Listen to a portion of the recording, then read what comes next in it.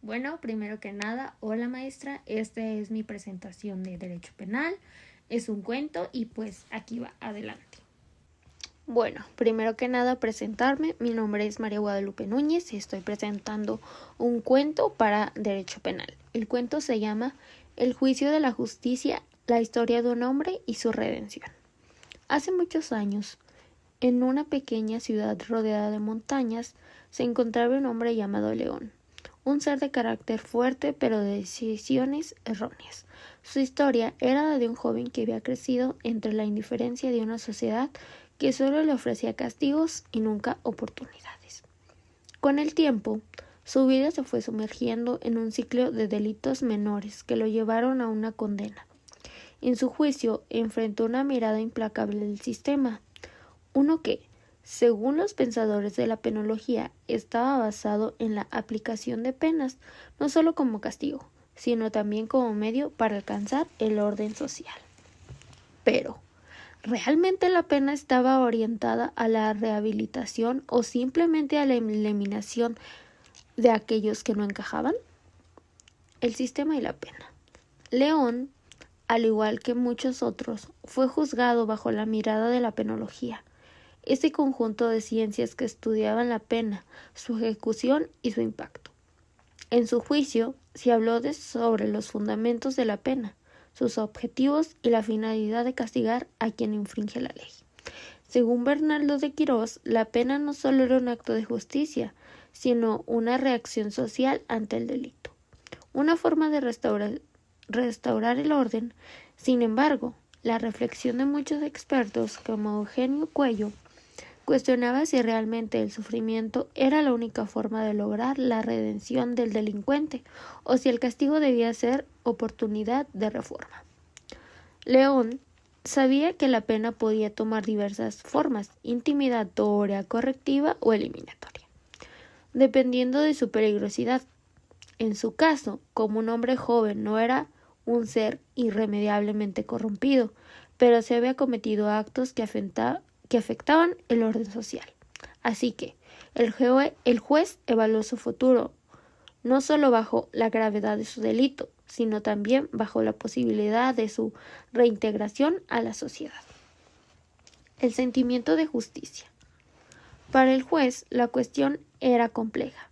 Por un lado, se encontraba la doctrina absolutoria, que defendía que el castigo debía ser una respuesta pura y justa a la transgresión, y por otro, la doctrina relativa, que veía la pena como un medio para asegurar la supervivencia del orden social.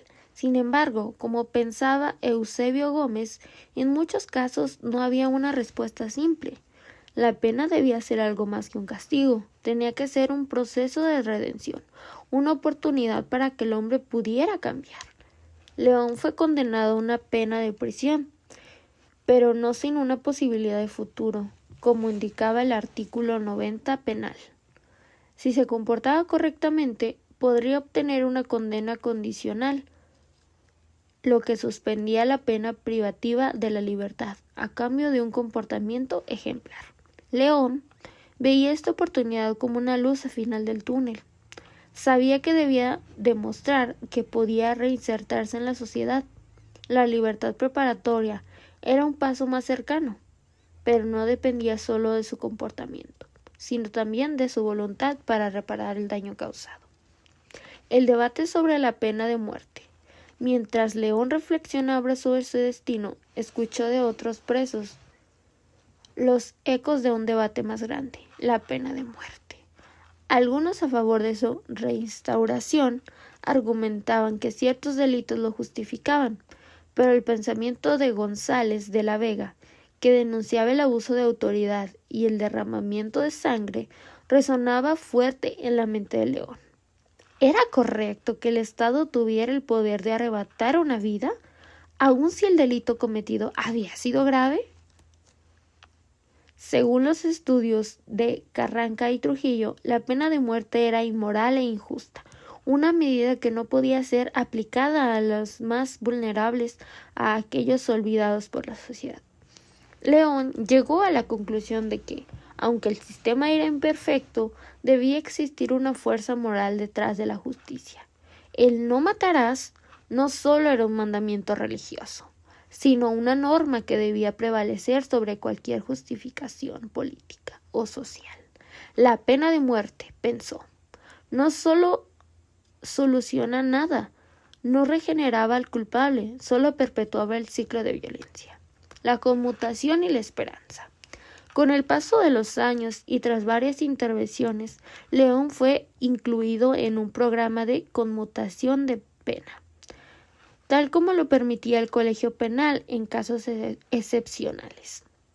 La sentencia de prisión se cambió por un trabajo a favor de la comunidad, donde podría retribuir a la sociedad por los daños a la sociedad.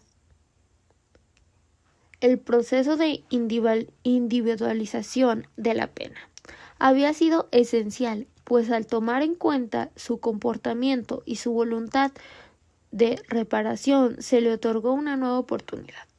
León entendió que el castigo no debía ser solo un acto de sufrimiento, la medida de seguridad que el Estado le otorgó no fue una condena eterna, sino una oportunidad para demostrar que la rehabilitación era posible. El fin de la pena, como decía Cuello Calón, no debía ser la simple eliminación del delincuente, sino la creación de una persona capaz de reinsertarse en la sociedad y contribuir al bienestar común. El regreso a la sociedad. Finalmente, tras cumplir con los términos de su condena condicional, León fue liberado. Años de reflexión sobre el sistema de justicia y la verdadera naturaleza de la pena le habían permitido comprender que la justicia no podía ser absoluta ni vengativa, sino relativa y rehabilitadora, como afirmaban los grandes teóricos de la penología. La pena debía tener como fin último la reintegración social y no la perpetuación de violencia. En su corazón, León sabía que si bien la pena había sido dura, también le había dado la oportunidad de cambiar y, lo más importante, de no volver a cometer el mismo error. Al salir del penal, León miró al horizonte. Con esperanza, había aprendido que la justicia no solo se medía en términos de sufrimiento, sino también en la capacidad de redimir a los individuos y darles una segunda oportunidad. La pena, en sus múltiples formas, podía ser un camino hacia la reconstrucción y no solo hacia la destrucción.